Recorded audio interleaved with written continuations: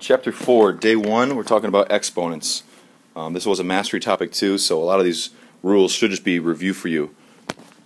Let's jump right in with an example. The first example has two parts, part A and part B. So I have negative 5 squared and negative 5 cubed.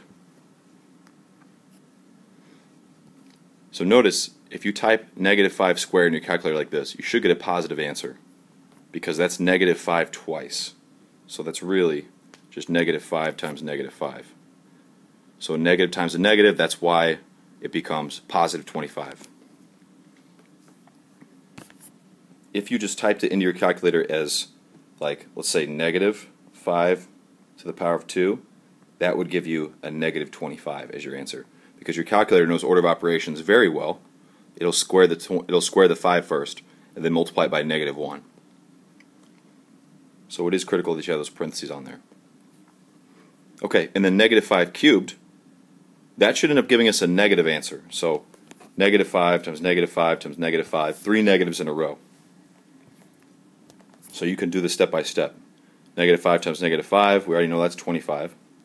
So that'd be 25 times negative 5, which would end up being, so positive times a negative, that's a negative 125.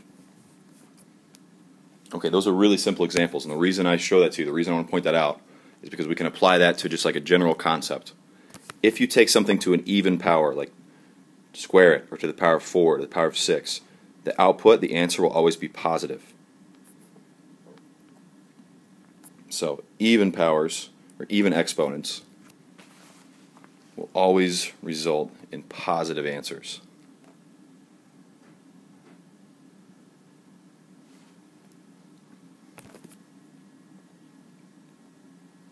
Odd exponents, they can be positive or negative. If this was 5 cubed, that'd be 125.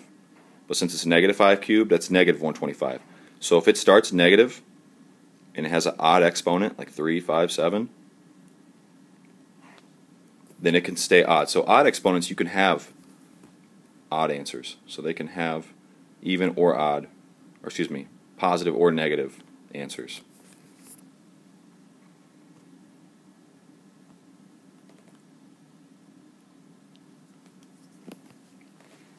Okay, and then while we're at it, let's take one that's to the 0 power. So my second example here.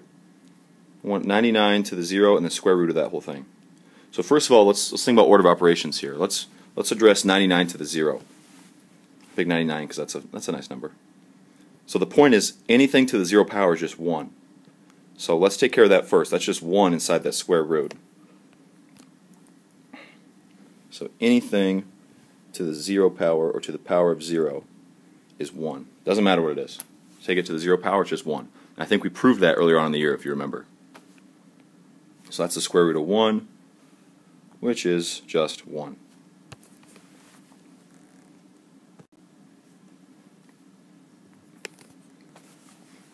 Okay, let's go to the rules then. The rules for exponents.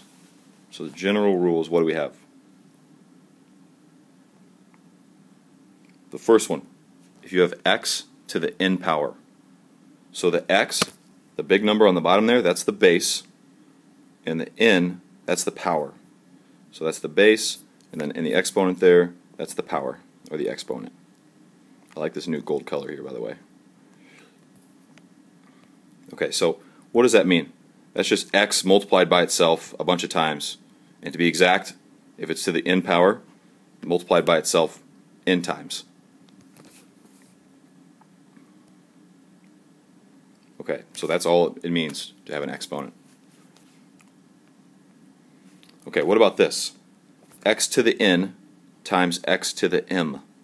So I didn't tell you what the numbers were yet. I just had x to the n power times x to the m power. So this is my second case here. Notice that they have the same base. So they both have base x. So what happens? X to the n times x to the m. So in this case, we're supposed to just add the powers. So whatever it is, it would be x to the n plus m, whatever number that's going to be. So we're supposed to just add the exponents if you're multiplying two things together that have the same base. So let's do an example of that. How about x to the 7 times x to the 3? You should be able to come up with that one.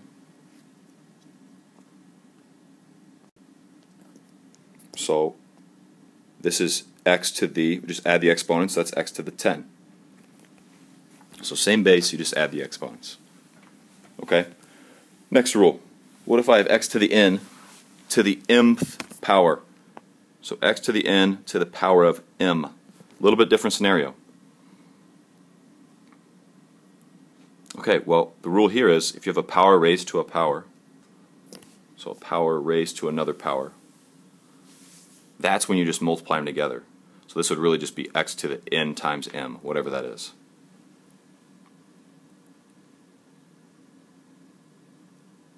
So a quick example of that, how about x cubed to the power of 4? So x cubed to the power of 4, which would really mean I write out x cubed 4 times in a row, and you could add up all the exponents that way.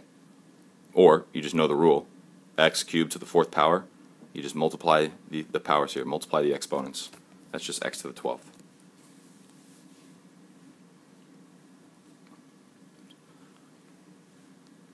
And then one rule I want to write down, we've already touched on this a little bit, x to the 0. Anything to the 0 power, doesn't matter what x is. So if it's raised to 0, that's just 1. I don't have an example for that. We already did an example for that.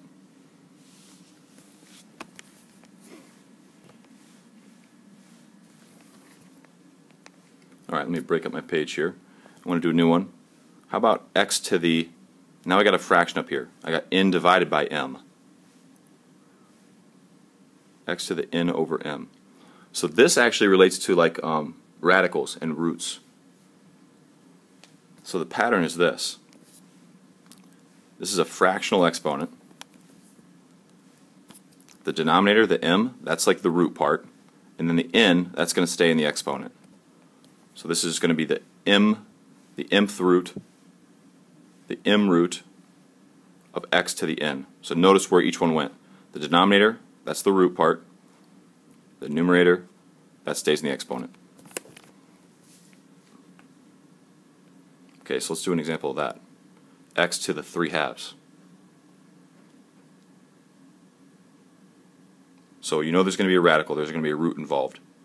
And the 2 is going to be in the root. The denominator, that 2 is going to be the root, and then the 3 is going to stay on the x.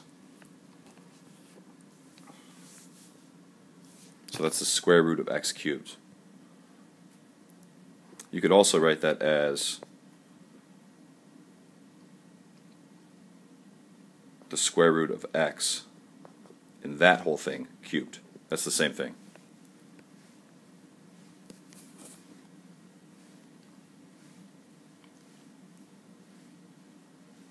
Okay, let me clear this out. We got a room here. What about x to the negative n?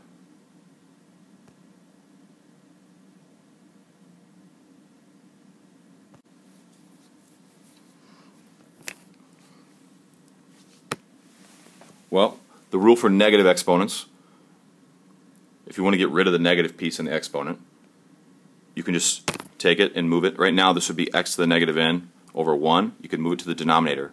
Call this 1 over x to the positive n. So that's one way you can deal with negative exponents. Let's do an example of that.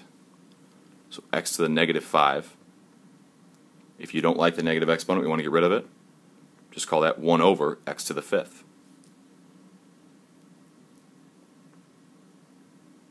Another example, if I had 1 over y to the negative 4,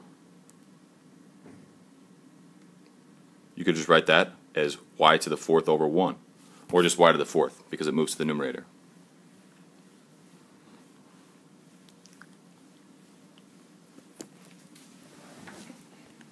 Alright, then my last actual example for these notes, example 3. 1 over 16 to the negative 1/4 power.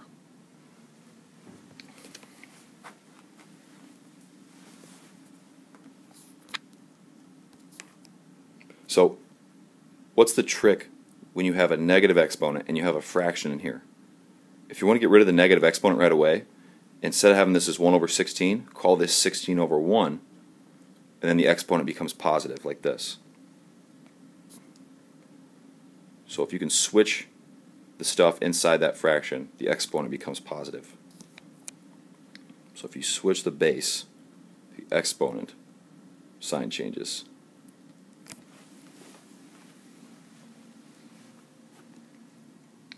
Okay, now let's deal with it. 16 over 1, that's an easy number, we know that. Let's deal with this 1/4 power. That would be the 4th root of 16 to the 1st power, or just 16. Which is an easy number, the 4th root of 16. So what multiplied by itself 4 times gives you 16?